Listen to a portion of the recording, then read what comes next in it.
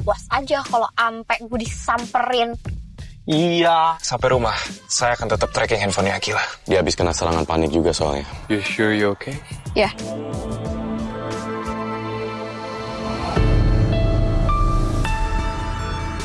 Halo guys, akhirnya Fata tumbang juga. Tepatnya 2 hari ini tubuh dan pikirannya benar-benar diporsir tanpa istirahat. Maka baru aja nyampe rumah, tiba-tiba Fata jatuh pingsan. Olens dari tadi terus nemenin jelas panik banget sampai langsung manggil bibi di rumah itu. Harusnya sih di hari Sabtu Tante Amanda nggak pergi ke kantor, jadi kemungkinan beliau bakal langsung tahu apa yang terjadi. Paling mereka cuma akan manggil dokter keluarga dan pasang infus buat Fata. Soalnya selain belum tidur dari semalam, Fata juga seharian belum makan sama sekali.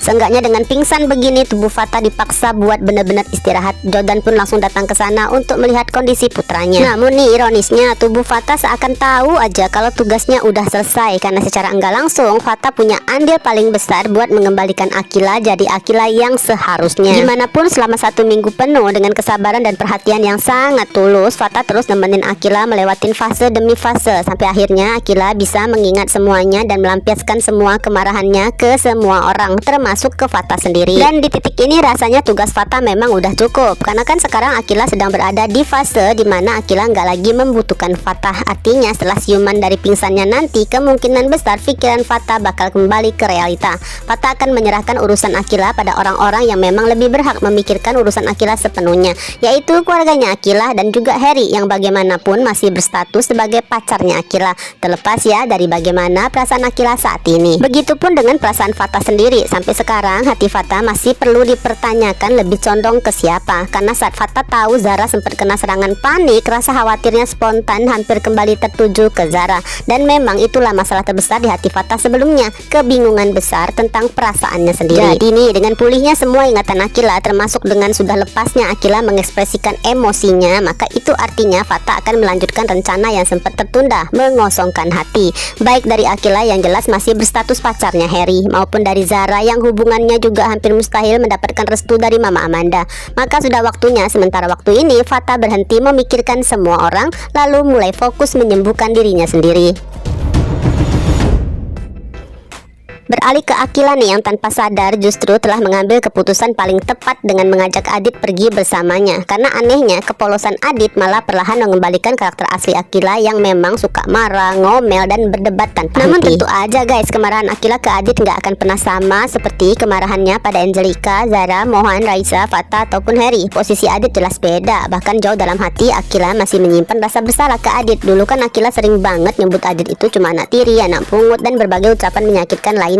Nah sekarang ironisnya semua ucapan itu ternyata memang fakta yang sebenarnya. Karena itulah ya Akila merasa senasib dengan Adit. Di tengah kekacauan hidupnya, Adit justru jadi satu-satunya orang yang bisa diajak berdebat dan membuatnya sedikit melupakan rasa kecewa pada keadaan. Walaupun Adit kadang ngeselin dan kadang jawabannya bikin emosi, namun Adit tetap berhasil sedikit demi sedikit membuka pikiran Akila supaya nggak perlu menarik diri ataupun merasa malu di depan anak-anak 9 ilmu. Karena gimana pun meskipun ya kehidupan anak-anak 9 ilmu penuh masalah, mereka selalu solid seperti keluarga sendiri, dan sekarang ini fokus mereka mengkhawatirkan keadaan Akila. Jadi karena itulah Adit merasa perlu menjawab telepon dari Dava. Nah dengan santainya Adit menyebutkan kalau sekarang Akila sedang bersamanya. Ya walaupun mereka sendiri masih belum tahu mau pergi kemana, namun Adit juga menyampaikan satu pesan penting. Semua orang gak perlu lanjut mencari Akila, karena untuk sementara Akila cuma ingin sendiri, atau lebih tepatnya sedang mencoba kabur sejenak dari semua masalah yang menyesakkan pikirannya. Mendengar kepolosan kalimat Adit di via telepon itu jelas nih buat emosi Akila sempat memuncak lagi, karena khawatir pembicaraan itu jadi konsumsi semua orang di sana. Tapi lucunya marah Akila kali ini lebih terasa gemes, dan tanpa disadari perlahan Akila kembali ke karakter aslinya. Namun yang paling penting buat Akila sekarang cuma satu, jangan sampai anak-anak 9 ilmu memberitahukan apapun pada Zara, Mohan, Raisa, Fata, ataupun Harry. Ya Akila sih nggak menyebutkan nama mereka secara langsung, tapi baik Adit maupun anak-anak 9 ilmu lainnya pasti langsung tahu dong siapa yang dimaksud. Kembali via sambungan telepon, Adit dengan tegas mewanti-wanti ke Dava nih supaya semuanya merahasiakan keberadaan Akila dari orang-orang tertentu itu. Dan baru setelah mendengar itu Akila terlihat sedikit lebih lega. Setelahnya mereka masih keliling kota naik taksi tanpa tujuan jelas, kadang berdebat kecil, kadang diam sambil melihat jalanan, sampai tanpa sadar tarif taksinya sudah menunjukkan angka 500 ribuan. Untungnya guys sekarang semuanya serba digital, jadi nggak perlu repot bawa dompet tebal ataupun uang cash, tinggal bayar lewat aplikasi beres.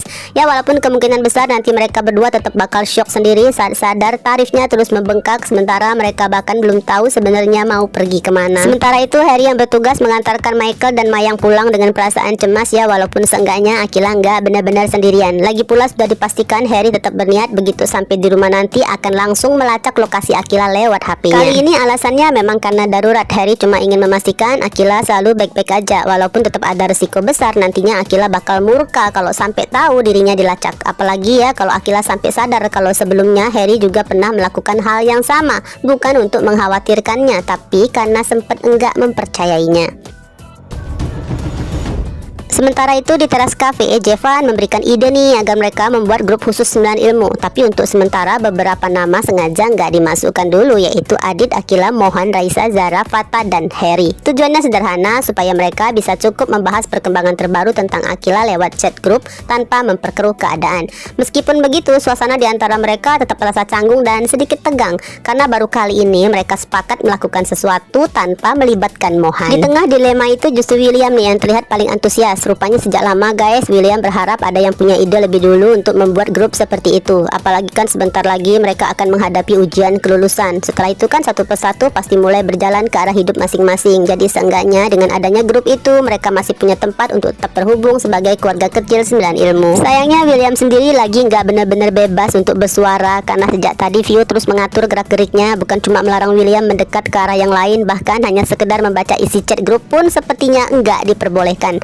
Nada bicara Vio terdengar sangat tegas dan dominan, seperti perintah yang nggak bisa dibantah. Nggak usah komen apapun ya, tepatnya William nggak usah ikut campur. Ucapan Vio terdengar sangat dingin, seolah dirinya memang nggak merasa perlu terlibat dalam urusan Akila. Entah karena benar-benar nggak peduli atau justru karena terlalu takut kalau suatu saat nanti kebusukan Papa Vindo sebagai pelaku sabotase di acara launching benar-benar terbongkar, dan pihak yang paling menanggung malu adalah Vio sendiri. Karena itulah guys, Vio memilih mundur lebih dulu dan fokus pada pelajarannya, walaupun dari luar terlihat seperti sengaja lepas tangan terhadap keadaan Akila.